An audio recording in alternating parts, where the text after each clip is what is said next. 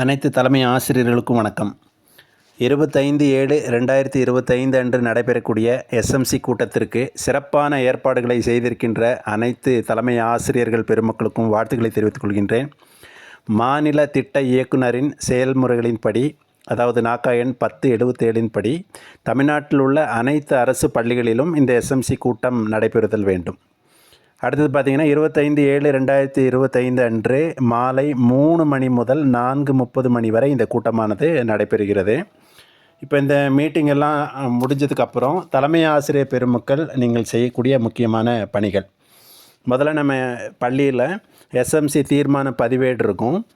மீட்டிங்கில் நீங்கள் என்னென்ன முக்கியமான தீர்மானங்கள் நிறைவேற்றினீர்களோ அந்த தீர்மானங்களை அந்த தீர்மான பதிவேட்டில் பதிவிடுதல் வேண்டும். இது முதல் பணி.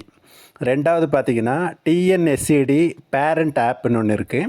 டிஎன்எஸ்சிடி பேரண்ட் ஆப்பில் மீட்டிங் வந்திருக்கக்கூடிய எஸ்எம்சி உறுப்பினர்களினுடைய அட்டண்டன்ஸ் மற்றும் மீட்டிங்கில் நம்ம எடுத்த முக்கியமான தீர்மானங்களை இந்த டிஎன்எஸ்சிடி பேரண்ட் ஆப்பில் பதிவிடுதல் வேண்டும்.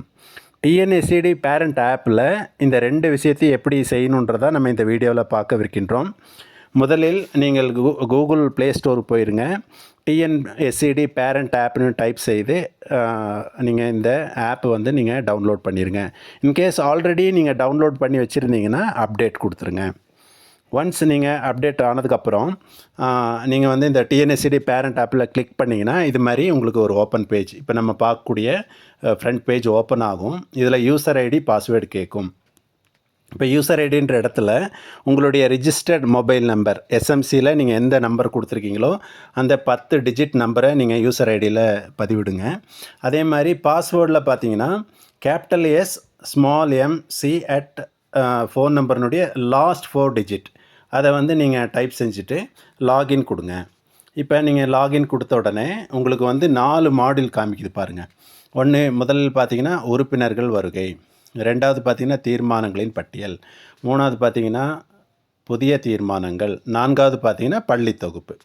இப்போ நம்ம மீட்டிங் முடிஞ்சதுக்கப்புறம் நம்ம முதன்மையாக செய்யக்கூடிய பணி என்ன அப்படின்னு பார்த்திங்கன்னா மீட்டிங்க்கு வந்தவங்களுடைய அட்டண்டன்ஸ் போடணும்.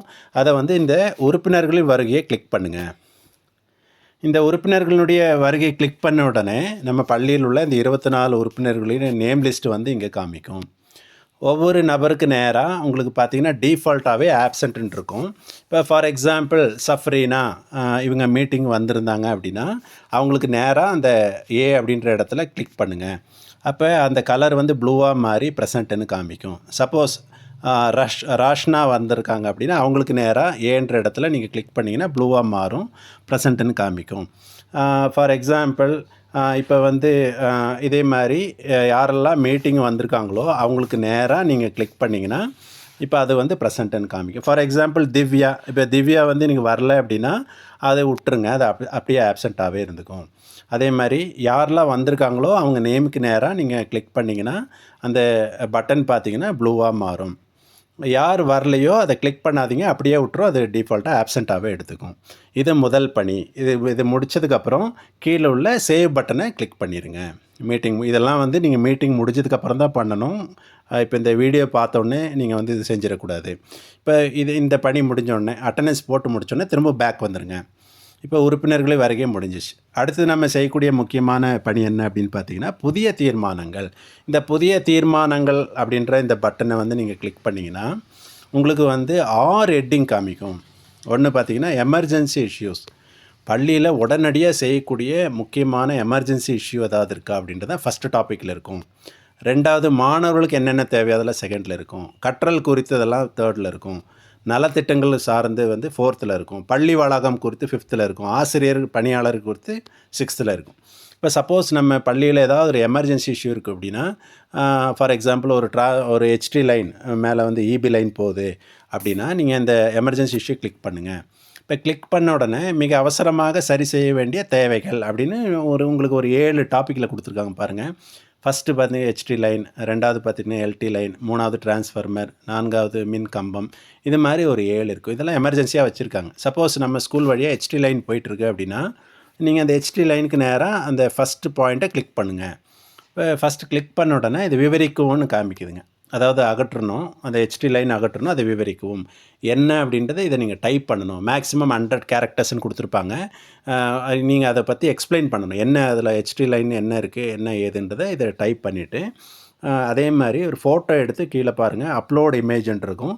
அதில் இமேஜ் அப்லோட் பண்ணிடணும். ஃபைனலாக கீழே பாருங்கள் சப்மிட் இருக்கும். சப்மிட் நீங்கள் கொடுத்துடணும். சரிங்களா? இது இருந்தால் மட்டும் HT லைன் கிராஸ் ஆகுது அப்படின்னா. இப்போ நான் திரும்ப பேக் வந்துடுறேன். இப்போ பார்த்தீங்கன்னா அடுத்தது நமக்கு வந்து 6வது பாயிண்ட் பாருங்கள். மின்கசிவு எங்கேயாவது ஒரு இடத்துல இருக்குது அப்படின்னா நீங்கள் அதுக்கு நேராக இப்போ கிளிக் பண்ணுங்கள்.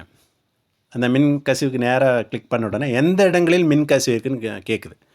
சுவிட்ச் பாக்ஸ்லையா, சுவர்லையா, மின் சாதனங்கள்லையா, ஹைடெக் லேப்லையா, எதில் இருக்குதுன்னு காமிக்குது. அப்போ ஃபார் எக்ஸாம்பிள் சுவரில் அப்படின்னா சுவருக்கு நேராக அந்த பாக்ஸ் இருக்குது பாருங்கள்.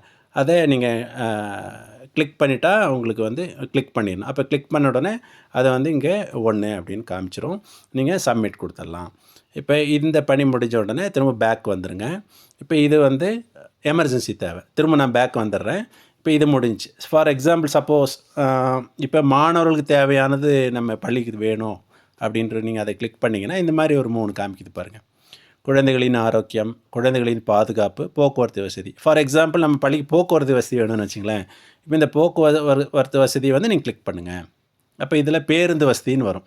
இப்போ பேருந்து வசதி நீங்கள் கிளிக் பண்ணிங்கன்னா எந்த டைப்பில் வேணும்னு கேட்குது. அதாவது புதிய பேருந்து வசதி வேண்டுமா, பேருந்து வசதி உள்ளது நேரத்திற்கு கரெக்டாக வரணுமா, சரியான நேரத்துக்கு வரணுமா, அல்லது கூடுதல் பேருந்து நீங்கள் கேட்குறீங்களா, அல்லது பேருந்து பள்ளி அருகில் நிற்க வேண்டுமா. இப்போ ஃபார் எக்ஸாம்பிள் நம்ம பள்ளியில் வண்டி போகாமல் நிற்கிது, அந்த மாதிரி இருந்ததுன்னா இதை நீங்கள் கிளிக் பண்ணணும். ஃபார் எக்ஸாம்பிள் பேருந்து இப்போ நம்ம பள்ளிக்கு வந்து பேருந்து பள்ளி அருகில் நிற்கணும் அப்படின்னு நீங்கள் நினச்சிங்கன்னா இந்த பட்டனை நீங்கள் கிளிக் பண்ணுறீங்க. பண்ணிங்கன்னா இப்போ பஸ் ஸ்டாப் பேர் கேட்குது. பஸ் ஸ்டாப் பேர் நீங்கள் கிளிக் பண்ணிடணும். அதுமாதிரி காலைல எத்தனை மணிக்குன்னு கேட்குது, மாலை எத்தனை மணிக்குன்னு கேட்குது. சரிங்களா? இதை முடித்தோடனே நீங்கள் சப்மிட் கொடுத்துடணும். இப்போ நான் திரும்ப பேக் வரேன். இப்போ இது மாதிரி இதில் உள்ள இந்த 6 தலைப்புகளில் நம்ம பள்ளிக்கு முக்கியமான என்ன தேவை இருக்கோ அதை மட்டும் நீங்கள் இதில் பதிவிடுங்க. இப்போ திரும்ப நான் பேக் வந்துடுறேன். பார்த்தீங்கன்னா உங்களுடைய அந்த ஃப்ரண்ட் ஸ்க்ரீன் வந்திருக்கும். ஸோ மீட்டிங் முடிஞ்சதுக்கப்புறம் பேரண்ட் ஆப்பில் இந்த 2 தான் முக்கியம். ஒன்று உறுப்பினர்கள் வருகை. உறுப்பினர்கள் வருகை நீங்கள் கிளிக் பண்ணிங்கன்னா உறுப்பினர்களுடைய நேம் எல்லாம் காமிக்கும். யாரெல்லாம் ப்ரெசென்ட் ஆகிருக்காங்களோ அந்த நேமுக்கு நேராக நீங்கள் கிளிக் பண்ணுங்கள். அது ப்ளூவாக மாதிரி ப்ரெசென்ட்டுன்னு வரும். ஆப்சண்ட்டாக இருந்ததுன்னா நீங்கள் எதுவுமே செய்ய வேணாம், அது தானாகவே ஆப்சண்ட்டாக இருக்கும். இப்போ ஃபைனலாக நம்ம சப்மிட் கொடுத்துட்றோம். இது முதல் பணி. 2வது பார்த்திங்கன்னா புதிய தீர்மானங்கள். இதுதான் முக்கியம். புதிய தீர்மானங்களில் நம்ம என்னென்ன தீர்மானம் நிறைவேற்றிருக்கோம் இந்த 6 தலைப்பில் இருக்கும். எந்த தலைப்பில் அது இருக்கோ அதை போய் கிளிக் பண்ணி நீங்கள் அதை சேவ் கொடுத்துடணும். அடுத்தது 3வது தீர்மானங்கள் பட்டியல். அதை வந்து நீங்கள் எதுவுமே இப்போதைக்கு செய்ய வேணாம். அதே மாதிரி பள்ளி தொகுப்பு அதையும் நீங்கள் இப்போதைக்கு எதுவும் செய்ய வேண்டாம். இந்த பணிகளை மீட்டிங் முடித்ததுக்கப்புறம் அனைத்து தலைமை ஆசிரியர்கள் மற்றும் SMC தலைவர்கள் சிறப்பாக முடித்து தர அன்போடு வேண்டுகிறோம். நன்றி.